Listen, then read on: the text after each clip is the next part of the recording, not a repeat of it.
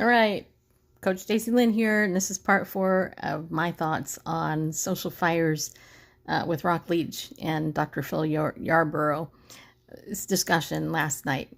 So here's what I think. They're on to something, right? We have to, if we're going to do anything to impact the Daystar and NRB situation, you have to go to the broadcasters who are on Daystar. And maybe that's what they were talking about as opposed to advertisers. I don't know. But there are 19 people, to my knowledge, 19 ministries who have now left Daystar. There are still some pretty big names on Daystar. So what I think would be helpful is the people who watch those shows, which frankly most of them are heretical, most of them are false teachers, most of them are false prophets. They're just false. I mean, it's just like a load of garbage is actually on Daystar. Just saying.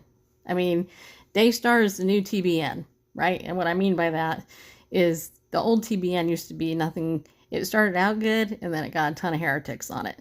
So now Daystar has a ton of heretics on it.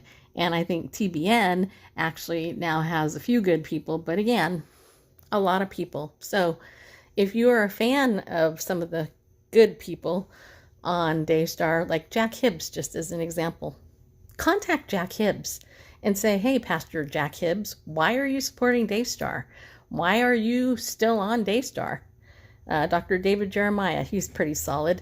Why are you still on Daystar? What's the deal? You know, those are the people you got to pressure to get off Daystar, because that's how it's going to hit her in the wallet, right? You can flood the president of NRB, you can flood all these other places with a ton of email and kill their servers. But honestly, most Christians, they'll do that once and then they'll go, what? Oh, there's still a thing. There's still a baby lamb who hasn't been given justice yet. And this is the battle. This is the battle. So I just want to commend Rock Leach and the doctor for having a great conversation and standing up, talking about racism, talking about the problems here with this controversy, and just say, you know what, if you are truly Bible believing, what I can tell you is prayer behind all of it will definitely help. Keep yourself sanctified in God's word, keep your mind sanctified in his word, and walk faithfully with him, and do your best to expose the evil and the unfruitful deeds of darkness, and God will reward you. Thanks for listening.